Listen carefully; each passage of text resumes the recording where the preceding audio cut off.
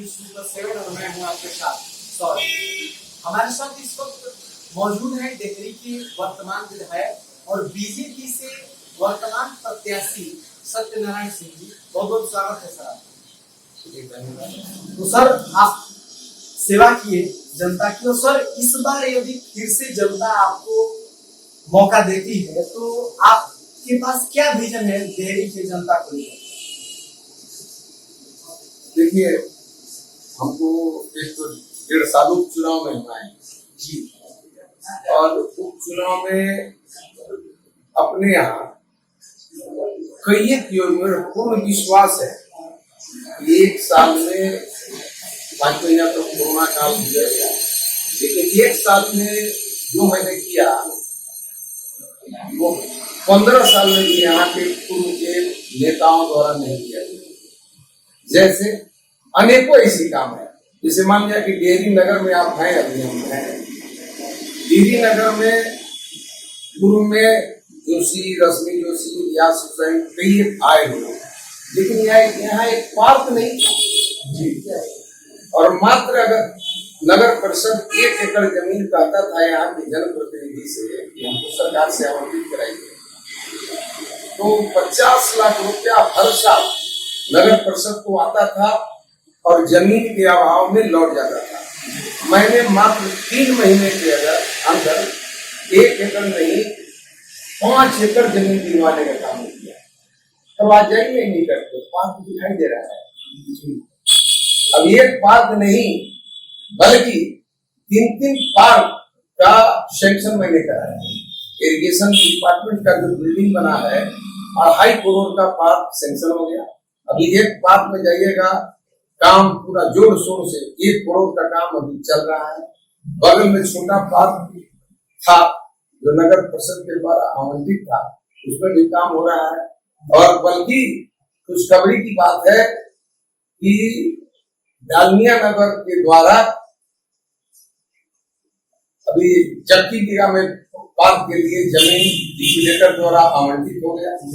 Canal road में जहाँ बैठे हैं देख रहे हैं, सल्फी रोड है। मैंने डालमिया से जमीन का आवंटन करा दिया, काम लगा हुआ है। जो 15-20 फीट का रोड था 40 फीट का रोड हो जाएगा, जहाँ बैठे हैं वहां।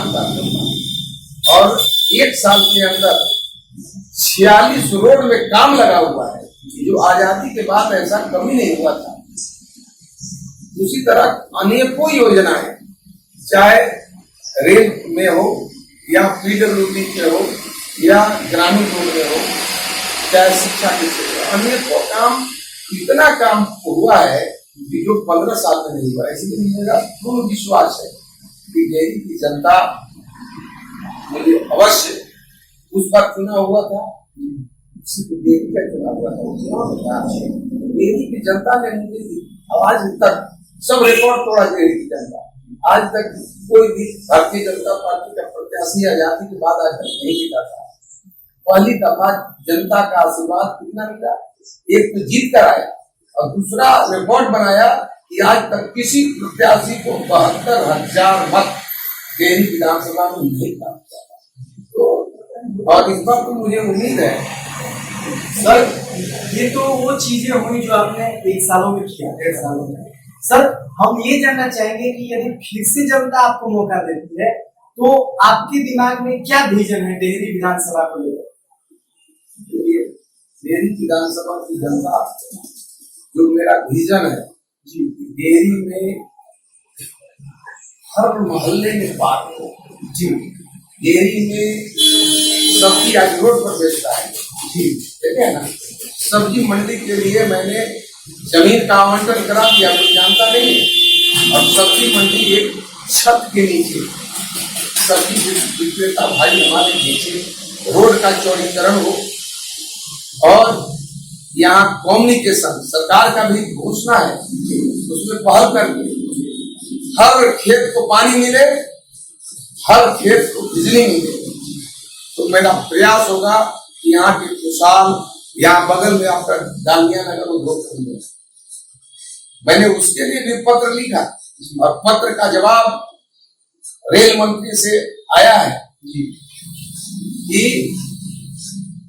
कोविड के चलते डिले हुआ, लेकिन यथाशीघ्र इसका शिलान्यास होगा। समझ लीजिए शिलान्यास उसी चीज का होता है, रेल मंत्री का है, उसी का होता है जिसमें बजट में पैसे का प्रबंध कर दिया जाता है। अर्थात डालमिया नगर खुलवाएंगे और यहाँ जिसे मजदूरों को, बेरोजगारों को रोजगार मिलेगा, मजदूरों को काम मिलेगा। ये मेरा है सर। रोजगार, बेरोजगारों को रोजगार देने की आप बात कर रहे हैं, तो सर यहाँ पर डल्ला जो फैक्ट्री है औरैया में, वहाँ पर ऐसा सुनने में आया है कि जैसे डालमिया नगर की जो फैक्ट्री थी वो कुछ सालों पहले बंद हो गई थी, वो भी बंद होने वाला है, ऐसा सुनने में आया है। तो उसको लेकर के आप क्या कदम उठाना चाहिए? देखिए ये चला गया है लिक्विडेटर मैंने कोर्ट में चला गया है, लिक्विडेट हो गया। लेकिन भारत सरकार का संकल्प है, पहले क्या होता था कि कोई फैक्ट्री अगर लिक्विडेटर के यहाँ चला जाता था कोर्ट में, तो पहले होता था कि उसी के बाल बच्चे, उसके ब्लड रिलेशन के लोग अप्लाई करके सरकार को चूना लगाते थे, बड़े टेंडर होता था, कम दाम में ले लेते थे। लेकिन मेरा मोदी सरकार, जो भारत की सरकार है ने, सरकार ने एक रूल बनाया, कानून बना दिया है कि कोई वही फैक्ट्री उसमें अप्लाई करेगा, एप्लीकेंट होगा जो उसके ब्लड रिलेशन में नहीं होगा। बगल में देखे आपका बंजारी था, ये भी लिक्विडेटर के अंदर चला गया था। लेकिन कल्याणपुर के जो सिन्हा साहब थे, इन्होंने भी अप्लाई किया था। लेकिन जो भारत सरकार ने रूल बना दिया कि अब कोई फर्जरी करके उसी के परिवार नहीं ले ले, अब देखिए डालमिया ले लिया, चल रहा है। तो डालडा फैक्ट्री खुलेगा, लेकिन झूला के मालिकों द्वारा जो फर्जरी करके और यहाँ के लेबरों और मजदूरों के साथ धोखा देने का काम किया है, अब उसके हाथ में नहीं रहेगा।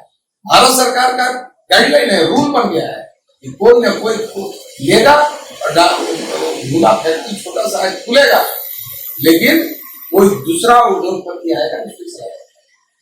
जी, आप सर मोदी सरकार की बात अभी कर रहे हैं सर।